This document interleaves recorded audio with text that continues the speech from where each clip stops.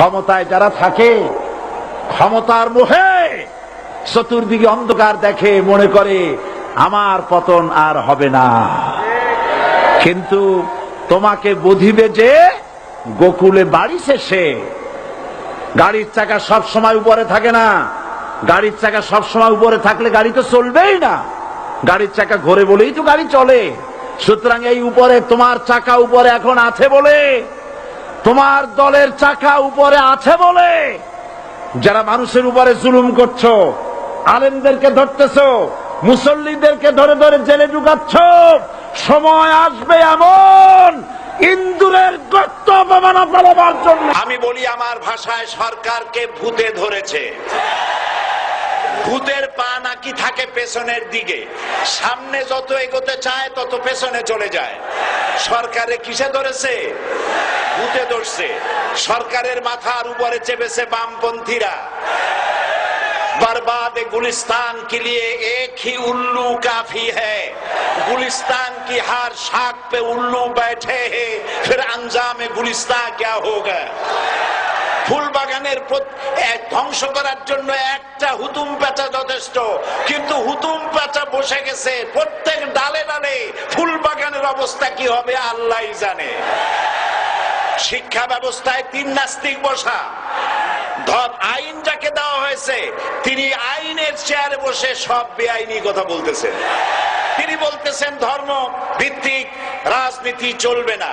প্রধানমন্ত্রী আপনি বলেন নাই আমরা আপনার কল্যাণকামী, যেভাবেই হোক আপনি প্রধানমন্ত্রী হয়েছেন, যেভাবেই হোক আপনি সরকারে গেছেন, আমরা চাই 5 বছর আপনি চালান, কিন্তু ভালোভাবে চালান।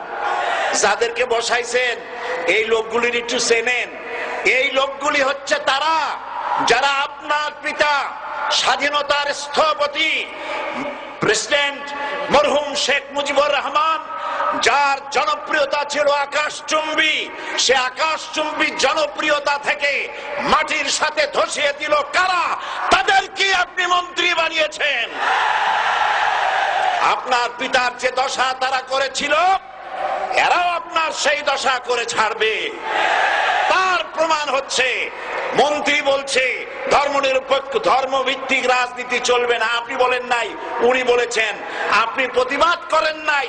আপনার প্রতিবাদ না করাটাই ওই বক্তব্য আপনি সমর্থন করেছেন বলে প্রমাণিত হয়ে গিয়েছে। ধর্মভিত্তিক রাজনীতি নিষিদ্ধ ঘোষণা করবার মতো দুঃসাহস করবেন না।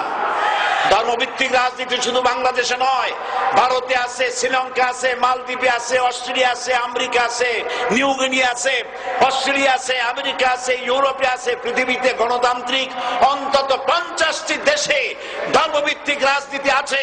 তারা ইলেকশন করছে এবং ক্ষমতায় গিয়ে তারা পার্লামেন্টে অংশগ্রহণ করছে।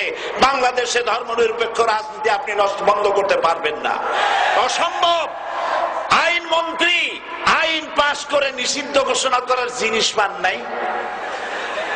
আপনি আইন পাশ করে নিষিদ্ধ করুন, সোনার ছেলেরা টেন্ডারবাজি করতে পারবে না, নিষিদ্ধ। মাস্তানি করতে পারবে না, মেয়েগুলারে SMS করতে পারবে না ফ্রি টক টাইমে, শয়তানি বদমাশি করতে পারবে না, ওজনে কম দিতে পারবে না, খাদ্যে ভেজাল দিতে পারবে না। এইসব নিষিদ্ধ করতে পারবেন না। নিষিদ্ধ করার জিনিস পায় না, ধর্ম নিষিদ্ধ করো। তার মানে ধর্ম নিষিদ্ধ করতে পারলেই বড় বড় বোতল খাওয়া যায়। ধর্ম নিষিদ্ধ করতে পারলেই চুরি করা যায়, ডাকাতি করা যায়, বদমাশি করা যায়।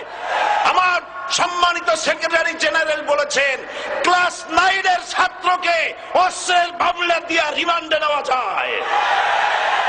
এই কাজ আপনারা বন্ধ করে দিন। আমি ছোট্ট একটি কথা বলে বক্তব্য শেষ করব। আপনারা সমস্ত 144 জারি করতেছেন। সব 144 জারি করেন কোরআনের তাফসীরের উপরে।